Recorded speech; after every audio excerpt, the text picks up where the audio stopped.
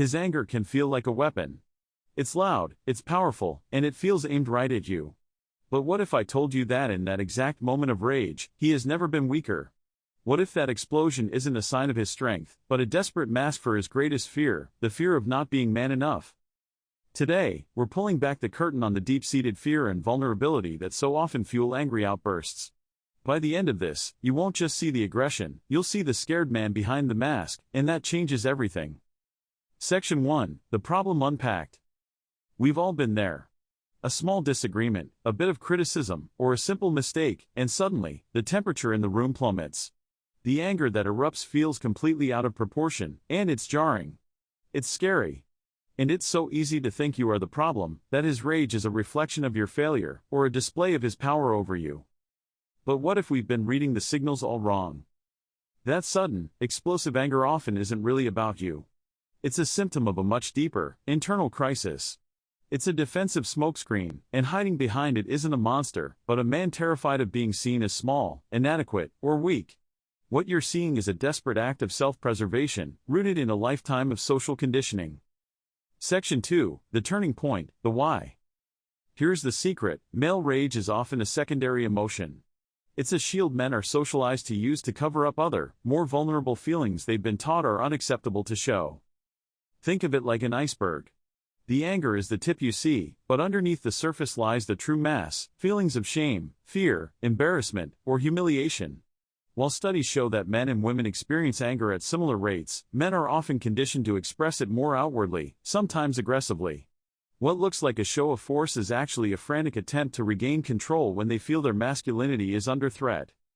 The secret weakness behind this rage is the terrifying belief that if the anger drops, what's left of them will be judged as pathetic and unworthy.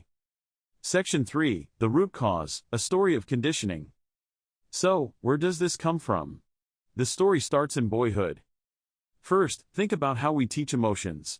While girls are often handed a full box of emotional crayons to express sadness, fear, and joy, boys are told to man up, be tough, and don't cry. They learn fast that only a few emotions are allowed, and anger is the main one. Sadness gets you labeled a crybaby. Fear makes you a coward. But anger? Anger is seen as powerful, even masculine. So, from a young age, many boys learn to funnel all their vulnerable feelings, hurt, confusion, disappointment, into the one emotion they can show without shame. Second, this emotional training creates an intense fear of not being man enough. Psychologists call this precarious manhood, the idea that masculinity isn't a given, but a fragile status that's hard to win and easy to lose. It feels like it has to be constantly proven through action and approval. This can make men hypersensitive to anything that feels like a threat to their status. A partner's success, a critique of their work, or even a simple request can be unconsciously twisted into a challenge to their competence and, therefore, their entire identity as a man. When that threat is perceived, it can trigger a panic response. Aggression becomes a tool to push away the shame of feeling inadequate and restore a sense of manhood. This is where you get the power back. Understanding that his outburst is likely a defense mechanism against an attack on his identity reframes the whole interaction. This doesn't excuse the behavior, but it does explain it. It lets you see the scared person behind the angry mask. So what can you do with this insight? It empowers you. Instead of meeting anger with more anger, or reacting with fear, you can approach the situation from a place of understanding. You don't have to absorb the rage or accept the behavior. Recognizing the vulnerability underneath it is the first step to de-escalating conflict and opening the door to healthier communication. It shifts the dynamic from a battle of wills to an opportunity for connection. So, the secret weakness behind so much of male rage is just that, a profound sense of weakness. It's a deep fear of not measuring up, born from a lifetime of social pressure to hide vulnerability. The rage you see isn't his strength on display, it is his panic made visible. Understanding this allows you to look past the intimidating exterior and see the human struggle inside.